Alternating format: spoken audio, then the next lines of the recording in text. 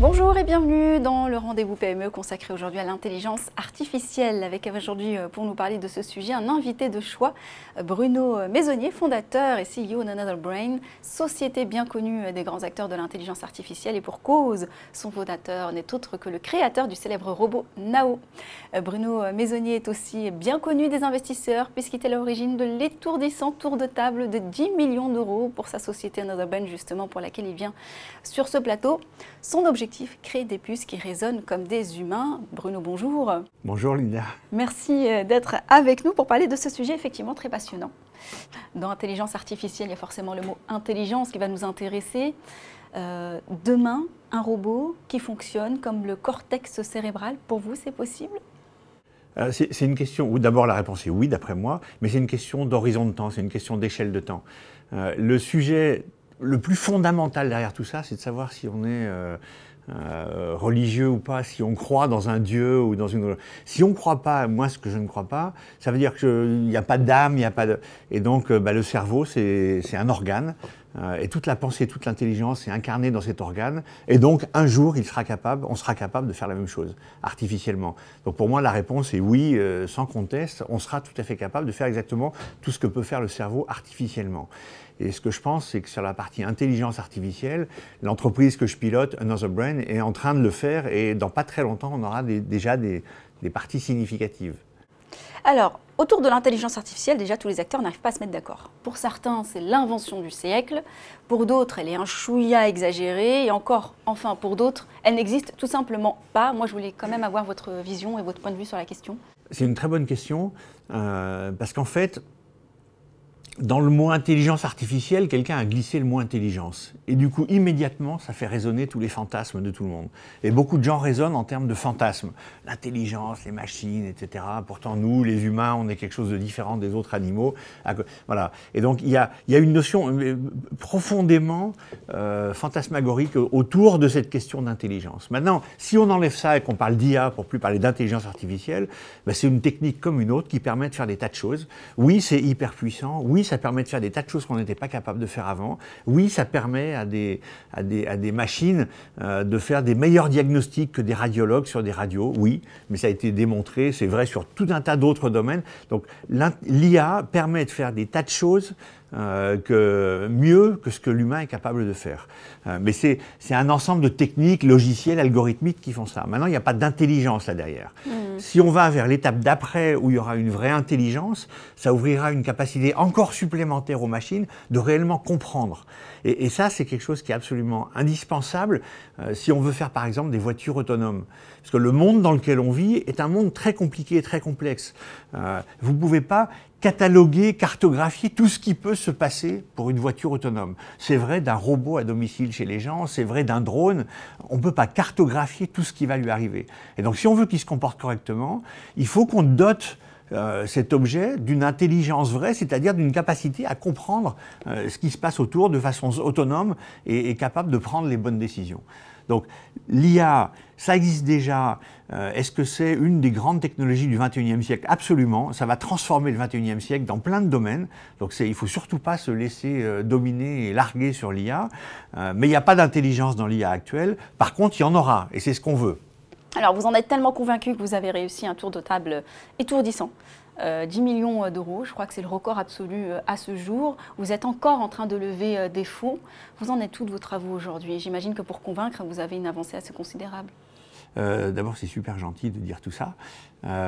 C'est une levée de fonds en seed, c'est-à-dire à la création d'une entreprise qui a été une des plus grosses, si ce n'est la plus grosse en France.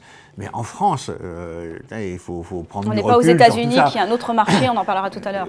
Même aux États-Unis, je crois qu'on est bien placé dans les levées de fonds en seed, c'est-à-dire à la création de l'entreprise. Mais les Chinois font infiniment mieux. Et puis par rapport à d'autres levées de fonds des tours d'après, c'est rien. Vous savez, si on reste une boîte franchouillarde qui a levé 10 millions d'euros, on ne va jamais exister auprès des Américains, des Chinois et des grands.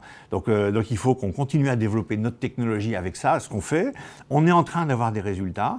On a déjà développé des briques de cette intelligence artificielle.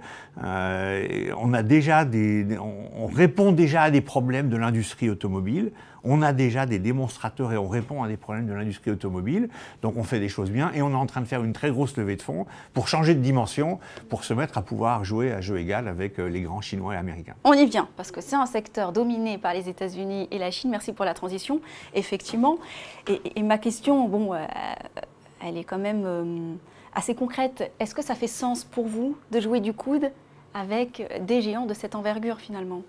Le sujet, parce que là, c'est la dépendance stratégique de l'Europe vis-à-vis de la Chine et des États-Unis. Et puis, si une petite entreprise européenne est capable de concourir face à ces géants. Donc, c'est ça la question qui est cachée derrière. Et c'est une vraie question qui est hyper importante. Il faut vraiment être conscient du fait qu'en Europe, on a un handicap. C'est qu'on commence avec des petits marchés. Certes, il y a le marché européen, mais il y a encore tout un tas de différences de fiscalité, de règles, de lois, etc. Donc on n'a pas encore vraiment un marché européen. Et donc chaque entreprise européenne concourt avec les autres en se développant sa technologie sur son marché intérieur, qui est un tout petit marché. Et donc on n'a pas beaucoup de chances d'y arriver. La seule solution, c'est vraiment d'avoir une singularité. Il faut que chaque entreprise européenne ait une vraie singularité, c'est-à-dire une approche radicalement différente. Il ne faut pas qu'on essaye de faire la même chose en essayant de les rattraper, ou il ne faut pas qu'on essaye de faire la même chose un peu mieux. On ne va jamais réussir à battre les Américains ou les Chinois comme ça. Il faut vraiment qu'on fasse radicalement différent. Et si on fait radicalement différent, ben on n'est plus en ligne directe de compétition. Il ne s'agit pas de jouer du coude avec les autres, il s'agit de partir sur une approche radicalement différente, de tailler sa route le plus vite possible, et on va se rendre compte qu'on est capable de les dépasser, de sauter des générations et d'être devant. Nous, c'est ce qu'on fait avec une intelligence artificielle qu'on appelle organique, au sens bio-américain, une intelligence artificielle organique, puisqu'elle n'a pas besoin de big data, de quantité de données, alors que pour tout le monde, intelligence artificielle égale big data, égale d'état de données, et tout le monde s'est tellement associé à ça qu'on essaie de voir comment en France faire pour avoir des quantités de données à disposition des acteurs. Mais ce n'est pas le sujet. Donc la nôtre, elle est sans big data, elle apprend toute seule en temps réel, elle est frugale en énergie, et donc on a quelque chose qui est human-friendly, on a quelque chose qui est proche de l'homme et protection de l'homme. On n'a pas à gérer les données privatives de quelqu'un, c'est plus notre sujet puisqu'on n'en a pas besoin. Et donc ça nous fait une nouvelle catégorie d'intelligence artificielle. Vraiment, on a une singularité d'approche dans les façons de faire, et avec une singularité d'approche, on n'est pas certain d'y arriver, mais en tout cas c'est la condition. Et nous, on a bon espoir de dépasser les Américains et les Chinois. Mais en fait, on s'en fout des Américains. On est convaincu, on a entre les mains de quoi passer à la génération suivante d'intelligence artificielle. Voilà. Et donc, cette génération suivante, elle ne veut pas dire qu'elle tuera la génération précédente, parce que de l'IA actuelle, il y aura des tas d'applications très intéressantes, mais il y a des domaines dans lesquels l'IA actuelle ne peut pas répondre, genre la voiture autonome, et nous, on peut apporter des réponses pour ça. Donc oui, si on a une singularité forte, on est capable de passer à la génération d'après. Mais c'est nécessaire. Vos projets à court terme ? Les projets à court terme, finaliser ma levée de fonds, finaliser la technologie, parce qu'on a déjà développé 60 à 70% de notre technologie, donc on sait où on va, on a les idées claires, mais maintenant il faut finaliser, il faut aller jusqu'au bout. Avec cette technologie, on peut déjà avoir des applications qui répondent mieux que le deep learning à des solutions, donc c'est bien, mais on n'a pas finalisé notre technologie. Merci d'avoir été avec nous, Bruno Mazenier. Il n'y a pas de quoi, merci beaucoup. Merci à vous de nous avoir suivis sur Le Figaro. On se retrouve bientôt pour un prochain numéro, le Rendez-vous PME.